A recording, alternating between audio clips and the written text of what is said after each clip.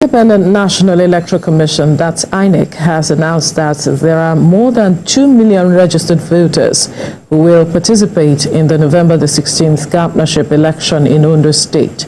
The resident electoral commissioner in the state, Oluwatoyin Babalola, while disclosing this, noted that the commission is collaborating with relevant security agencies and stakeholders to ensure the safe storage and timely distribution of materials on the eve of the election. She also mentioned that the Commission had received a sufficient number of the bimodal voter accreditation system devices, which will be deployed in all 3,933 polling units during the election. Now joining us for this conversation is Senior Special Assistant of Public Enlightenment to Ondo State Governor Olufemi Lawson. Good morning. Good morning. Good morning. It's good to have you join us. Pleasure to be here. Now, the question would be, how prepared are the people of the state with regards to the coming election? We saw what happened in Edo State. You were here. We had that conversation. We had over 2 million persons collect their PVCs, but at the end of the day, not up to 10% of that number. More than that, though, but it wasn't up to the number that people desired will turn out to vote at the end of the day. So that's why I'm asking the question, how prepared are the people, or what are they looking forward to? Well, importantly, I think Ondo State's case will be different, judging by the last two elections in the state and the fact that compared to Edo, we're in the build-up to the Edo election, and we've raised concerns about certain factors that may affect the participation of people in the election, especially the threat of violence, escalation of tension and the like. So it is not unexpected that despite the population of registered voters in Edo State, we had that number of people coming out eventuality. But in Ondo State, as we speak, about 60 days to election, well, 30 days, not even 60 days, right?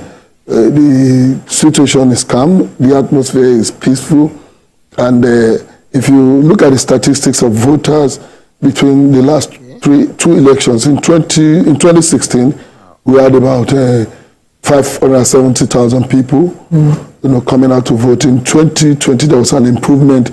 We had over 600,000 people participating in the election. Now we have over 2 million people registered eligible to vote in this election. I'm very sure that there will be an improvement, not only because we now have a higher number of people who are registered to vote, but also because of the atmosphere of peace and stability in Ondo State. Really? Yes. If you if you look at the period between 60 days to the governorship election in Edo State, you would want to agree that the tension was very visible.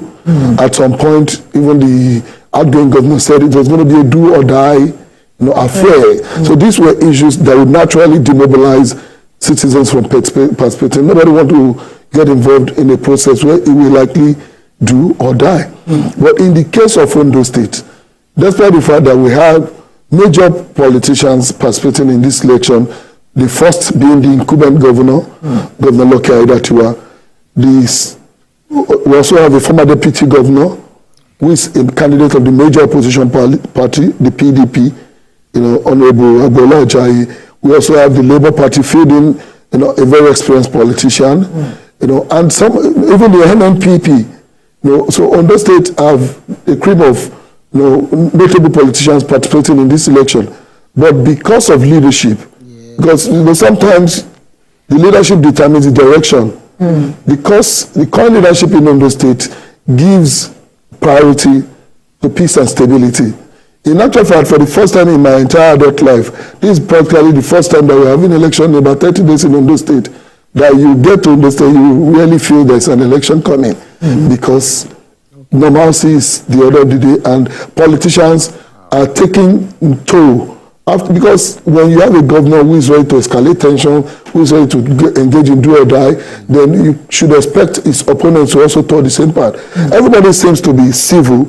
Everybody seems to be working in line with engaging the citizen in every possible democratic manner and peaceful manner, because even the governor has shown an example And that is the situation in Ondo State. Yeah. Interesting. All right. So before we, focus on how conducive the Ondo environment is for the opposition to thrive, to also, have their campaigns. I mean, these were some of the issues that were raised in the EDO election. Another key group that should be acknowledged here, according to the Residents Electoral Commissioner, says about 726,944 youths. I mean, to an extent, some have made some complaints about a level of political apathy. But with the figure here, we see that there is a level of involvement. So what's your expectation for the youth in this election? I want to believe that the young people are going to play a very key role in this election, not only because we have a large number of young people coming to register to vote in this election, but also if you look at the current political order in the state, it is such that is engaging the youth, not just for politics. Most of our youth are not just engaged, for political activities in Ondo State.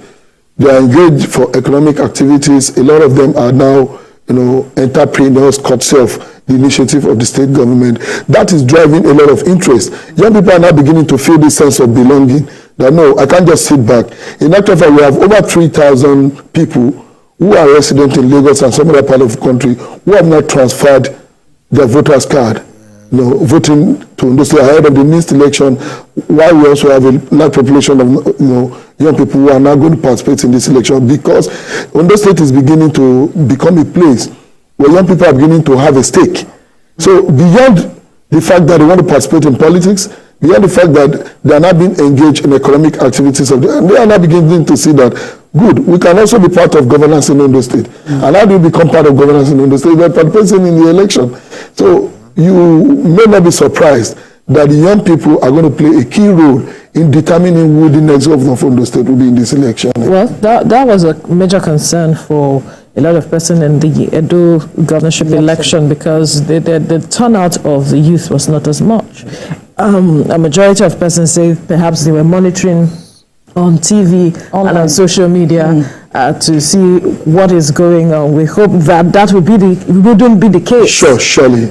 When we come to the Ondo election, because as you rightly said, it's important that people understand the power that they wield, that they have to determine who governs them for the next 4 years. And that is where the matter of civic engagement or civil engagement that you mentioned earlier on comes in. I'm wondering how, political parties, be it opposition, whoever they are engaging the people with regards to the coming election. That is one thing that some persons mention when you're talking about the Edo State governorship election, that most of the politicians do not go to the grassroots to really speak to the people, because they are the major chunk that come out to vote at the end of the day, that the people were not connecting with these people. Not only are the politicians not going to the grassroots, the truth is that our political parties in Nigeria majorly have abandoned some of their fundamental responsibilities, which includes voters' education. A lot of times you actually know that some of these political parties exist during the election. Yes. In actual fact, we are going to be having 18 political parties participating in this election, and you'll be surprised that you've not had actively more than 3, 4, 5 in the last 4 years of your being in that state. Maybe having one program or the other. A lot of our political parties exist mainly for the purpose of election, which is very unfortunate. If you look at part of the responsibilities of political parties in the guidelines of the EDO, even in the Electoral Act, even in the Constitution setting up these political parties, part of their key responsibility is voters' education. But how much are these political parties doing in terms of voters' education? Because a lot of times we would like to push this on the table of INEC. It is not the duty of INEC. Voters' education is not the duty of INEC. It is the duty of political parties, and as a case, in some cases, and of course, the orientation agencies. And that is why Ondo State governor deliberately, created, a portfolio for citizens' enlightenment, public enlightenment, even beyond Ondo State. For today, whatever we are doing in Ondo State is not only known to the people of Ondo State, but people even outside Ondo State. Political parties have a responsibility, in fact, a statutory responsibility to educate voters. Not until you want to campaign and you want to go to those villages. And that is one of the reasons why you talk about this voters apathy. In actual fact, there are places where people don't actually know their elections until about 1 week or two to the elections. If political parties are playing their role by not waiting for the next 4 years of elections, by organizing programs, sensitization, it would even help these political parties because the citizens will have a connection. Now, no, we are not just seeing you a week to election. We've seen you talking to us about voters. INEC had continuous voters registration. In Ondo State prior to this election coming in November 16. How many parties actually went to town to mobilize people to register for voting? How many party is currently speaking to people that we are going to be receiving our permanent voters card in the next couple of days for people who participated in the CVR? How many political parties are doing that? We are waiting for INEC or possibly whatever announcement the state government will be making. No, the parties must take up this responsibility of educating voters. It is part of their statutory responsibility, even by law. So how far have they gone in Ondo State? It has not been fair except for what role the government has been playing. For the government of Ondo State, beyond partisan interest, is interested in getting the people to participate in this election. And that is why even the governor, having not officially started his campaign, at every forum has sensitized the people beyond asking them for vote. That this is about the destiny of our state and they should participate. Okay, we need to quickly go on a break. When we return, we'll continue this conversation. Stay with us.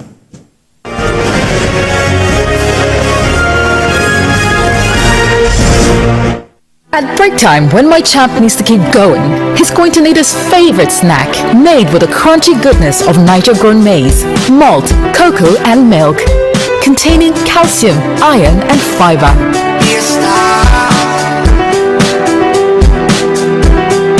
Break time is crunch time, so give your champs this delicious crunchy delight to keep them winning all day. Milo and a snack of future champions. Milo!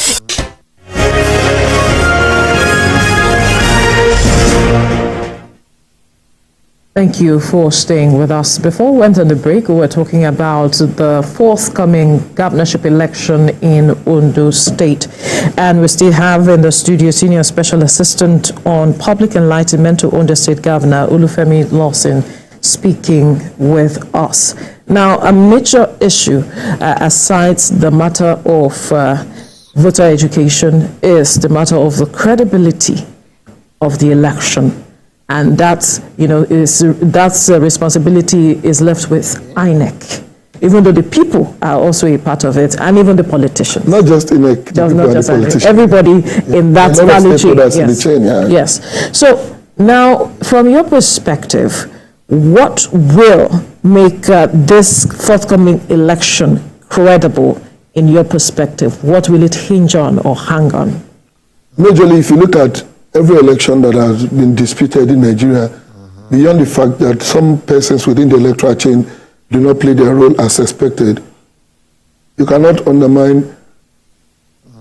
out the role played oftentimes by desperate politicians who want to win election at all costs, who think elections is a do or die affair. But when you have people who are coming into election as Democrats, who believe the ultimate power to determine who wins this election, is in the hand of the people, then you should be assured that you have an election that will be judged, if not totally credible, as free and fair by all standards. In the case of, a lot of times when there are elections and the result comes out and it's been disputed, everybody feels, it's INEC. Do we forget the role being played by other stakeholders within the chain? What role are the security agencies playing prior to the announcement of this result? What roles have the politicians played in this process that is leading to the announcement of this result? But looking forward to Ondo State, we are expecting that the election will be credible because currently we do not have so much of desperation. Well, there are still 30 days. Yes, like I said, currently we don't have so much of desperation even from people who are just in the race for merely trying to register their presence. Also, we are expecting that other stakeholders within the chain will support the effort of INEC, particularly security, because a lot of time we have come to finger the role played by security agents in these elections. A lot of time people will come and put the police on the line for playing one role or the other in support of one political interest or the other. We are expecting that everyone that's going to be the media, the civil society, the security agencies beyond the police and other paramilitary organizations, and most importantly the politicians will play by the rule by ensuring that let us give the people the ultimate power to determine the winner of this election. So that is very important, and if we are able to do that as a government, like I told you, the government of Ondo State, by all indication that is visible, is not looking like one man wants to win election at all costs. It has not been his philosophy, even though he will win. Yet, can't conclude. Yet, I want to sincerely commend most of the candidates that are participating in this election for the manner in which they've carried themselves, in the build-up to this election. Why we are commending politicians in Ondo State, we must also be able to commend other stakeholders, particularly the security agencies, when the time comes, so that nobody comes tomorrow and say, no, the election would have been credible if not for the role played by so. So we'll continue to impress it on politicians to keep engaging in democratic manner that we're currently experiencing, while also imploring other stakeholders, particularly security agencies. The media has been very fantastic, especially in the report of the last off-cycle election in Edo State.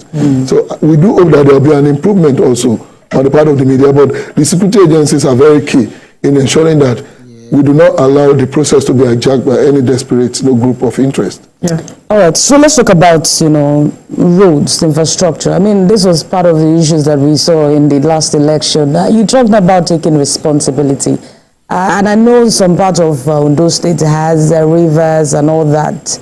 How is the state government working to ensure that those people across the river are not sidelined during the election as against what has been there in recent times? Well, for us in Ondo State, the current administration is not only investing in infrastructure. The administration of Governor Loke Aiyedatiwa is building an Ondo beyond. At some point in Ondo State, we may not be talking about road building classes any longer. We are building a future for Ondo State. Building a future means beyond the roads, beyond the blocks of classrooms, the health centers, the administration is building the people. And how are we building the people? By educating them, enlightening them. And for the election, our state is a state where you have the average person is politically conscious. And irrespective of where you are located in Ondo State, you can be assured that the average Ondo State person will participate in this election. I know there are usually logistic challenges because of our terrain in the riverine. But when you talk about the land, there's no part of Ondo State today that you cannot access by road in the upland. But in the riverine area, of course, the government recently, the Ondo State Producing Area Development Commission is clearing waterways. It's part of the foresight that if tomorrow we have the need to travel to some communities and the waters are occupied by ice scent and other things that could impede movement, what should we do? Then the state is doing that. So waterways to us, particularly in the southern part of the state, is like the regular motorways here in Lagos. So we take it seriously. The state is doing a lot in ensuring that there's free movement. And beyond the waterways, even now, only a few days ago, the government launched the construction of a road in that part of the state. So beyond the fact that people can travel by the water to various communities, roads are also being built along the riverine communities to link some of these communities together, not because of election, but to also make life more meaningful to our people. Well, we may say not because of election, but people would still ask question, why wait until now? But then that's not the issue. Let's come to INEC itself.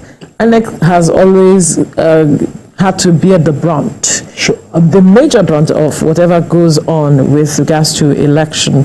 We saw what happened in Edo State, and some politicians, you talk about, because it is my word, this is where I vote, that's why some materials were delayed and all of that.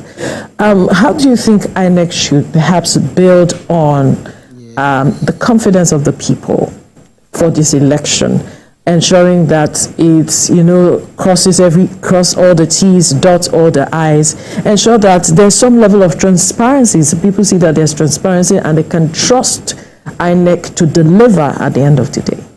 You know, we will always have a focus on INEC being the main umpire in elections, but the truth is that there could be limitations if all of us don't play our role, particularly stakeholders. In this country, we were here when, you know, a gun was pointed at the head of an INEC official to announce a senatorial election result in this country. Would we have blamed the outcome of that election on INEC? So as much as we expect neutrality on the part of INEC, we expect efficiency in deployment of materials, logistics, in deployment of personnel on the part of INEC, ensuring that this process is credible in the overall is more than INEC.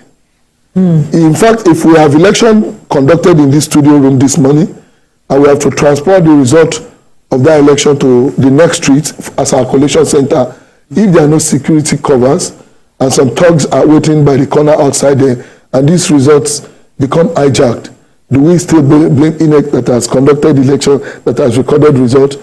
We have to blame other stakeholders. So why we so much look at INEC for credible elections, we must also continue to call to responsibility, particularly the security agencies. You know, because most of the time when we have issues with our elections, has to do with the role played by non-state actors in, you know, disrupting election, is disrupting result of election. So if INEC plays its role, bring logistics on time, deploy personnel on time, get record, you know, look at what we saw in EDO. We had about 97% of results uploaded on IREV. That is a credit to INEC. But if we are doing that and these result sheets, which the law says will be recognized by the virtue of collation center being where results can be announced, are not allowed to get there, we can still blame INEC. So while we are employing INEC to ensure that people have access to vote, people get material, people get every needed logistic, people, you know, have personnel on ground, we must call to task every other stakeholder, the security, even the politicians. You must play your role by ensuring that you don't escalate tensions, you don't disrupt the process. A lot of times you see political party agents coming to disrupt elections, you see political party supporters coming to disrupt elections. So we must all be responsible, you know, in order to ensure that we have a credible election.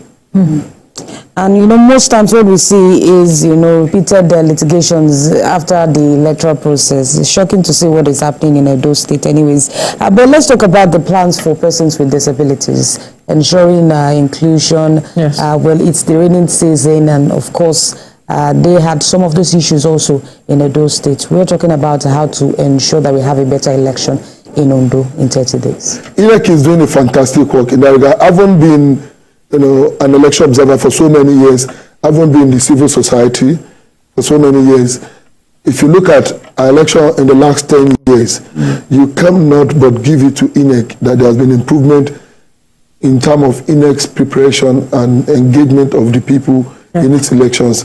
Priority will be given to persons with disability. Priority will be given to the aged people during these elections. It was part of the guidelines in Edo. Yes. It's going to be part of what we're expecting in Ondo State, to the extent that persons with disabilities are allowed not to stay on the long queues to vote. Aged people are not allowed to stay on the long queue to vote. And if INEC is putting this in its guideline, like I keep saying, it is not just expected of INEC to go to the radio and TV. There are a lot of things on the table of INEC to address.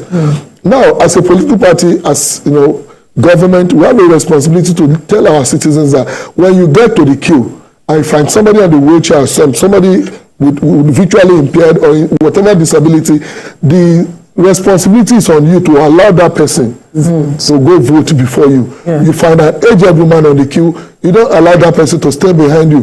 The guideline is that you allow that person, you know, so that is the area of education that we keep emphasizing on. And it is not what INEC should do. It is what we should do as citizens, as government, and as political parties. Yes. Crucial, very crucial. Now, the other aspect will be the matter of you said the political climate in Ondo State is calm, as it is. Very calm. Very calm, right.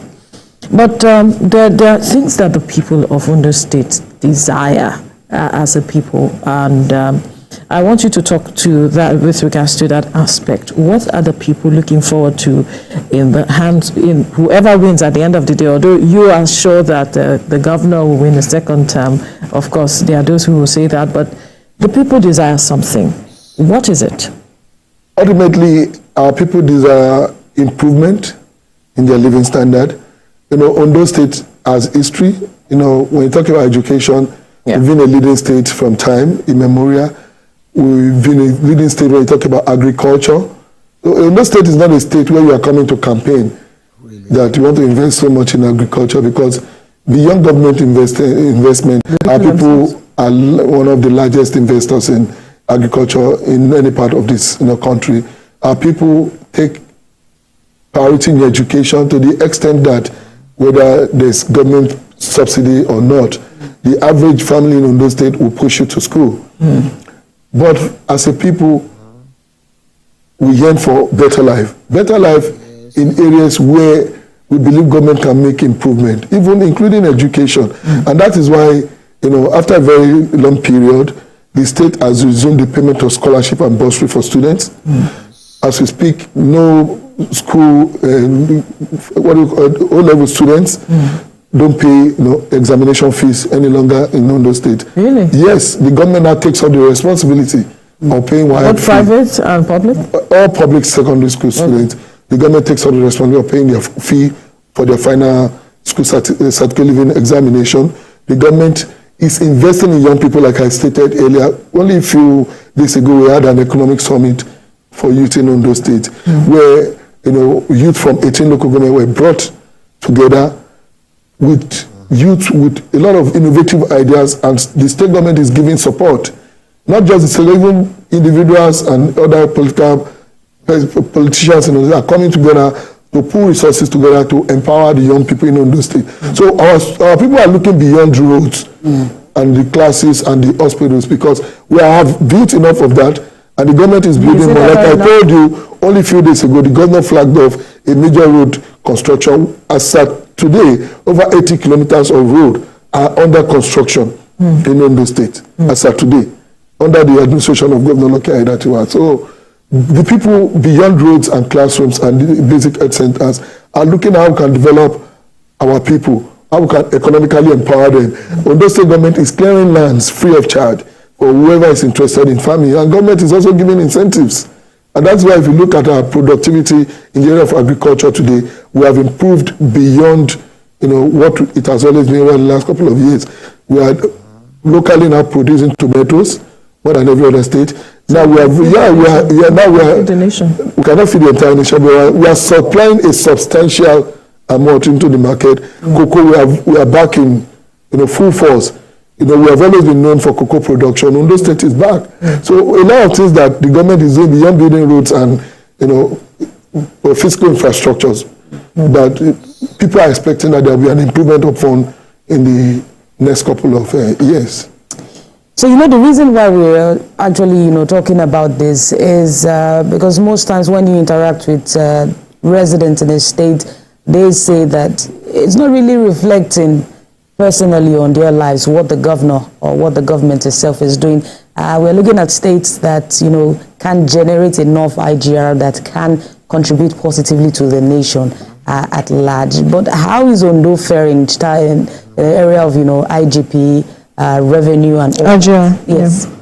For us, this governor is just about 10 months in office, succeeding his late predecessor, Governor EDO. So, though he has sustained the policies of, because he was part of that administration, so a lot of policies and programs of that administration have been sustained. Now, if you look at Ondo State in the last 8 years, compared to the past, Ondo State has been able to raise, its capacity in internally generated revenue. And how we've been able to do this is because the state is creating opportunities for investors. In Ondo State today, we have a large industrial park in Ore, where, as I speak to you, people come from Lagos to purchase textiles.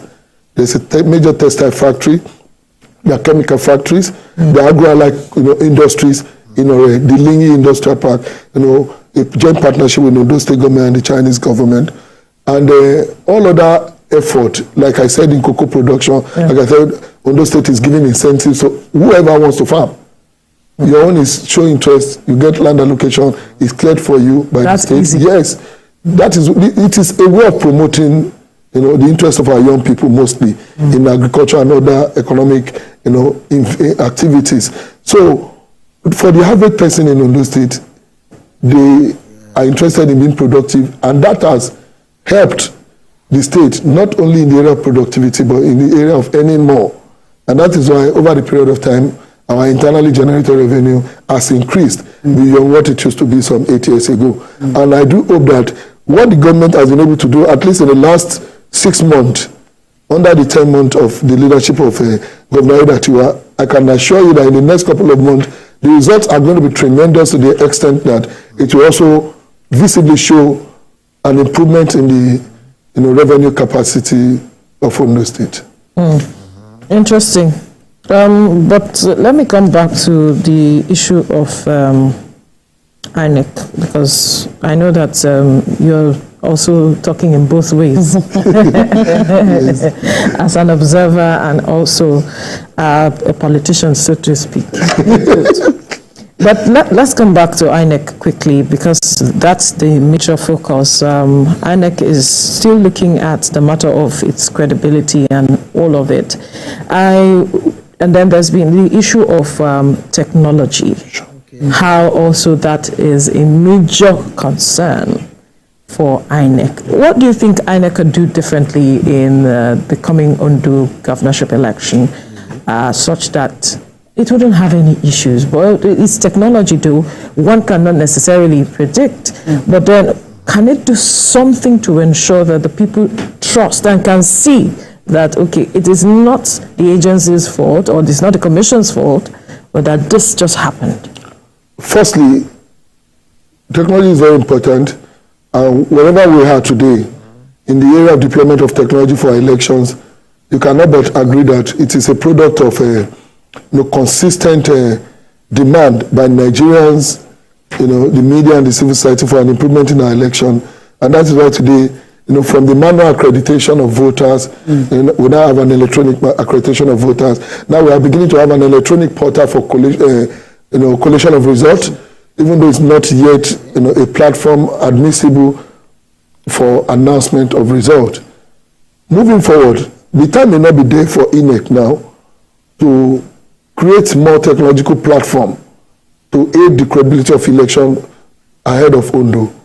But ahead of future elections, I think INEC must learn from the gains that we have made from the days of manual accreditation, from the days of carrying ballot paper and boxes to collation center, to the gains we have made from the time where we can now view accreditation on our beavers. You can't just announce result today. It can be faulted by the court. You can't say you got 100 when only 20 people were accredited on your beavers. So that's an improvement. And this is not majorly an achievement of INEC. It's an achievement of stakeholders, particularly the civil society, who have consistently worked with the National Assembly.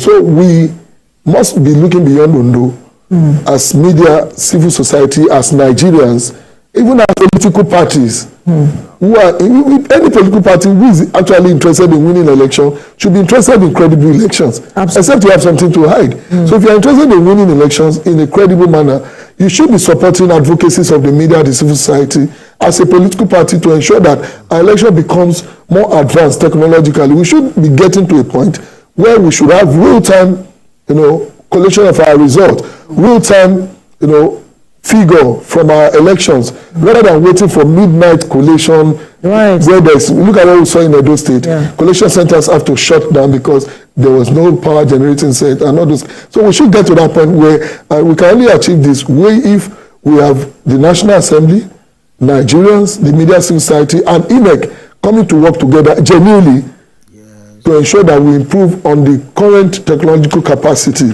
that we have built in our elections. So, because the time is very limited, INEC must ensure that even the beavers are so prepared enough that we don't have incidences of non-functional beavers. The REC said in that report that, of course, the beavers are available and they are being prepared for the election. Yeah. The INEC must also ensure that the EREV, which of course ensures transparency, is made effective as much as possible, and ultimately now begin to work between now and 2027. A lot of time. Yeah. We can begin to work together to ensure that we build on our technological capacity. Absolutely. So that we can make our elections more transparent and credible. Absolutely. That's a fine place to leave the conversation. We must thank you, Olufemi Lawson, Senior Special Assistant on Public Enlightenment to Ondo State Governor. Thank you so much for your time. Thank you very much. My pleasure. Right.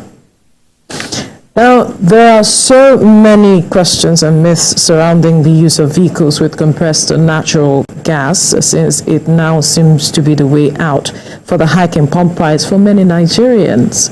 But how many people can afford the cost of conversion? Helen Osamide Akins tries to answer this question as she gives us an insight on how CNG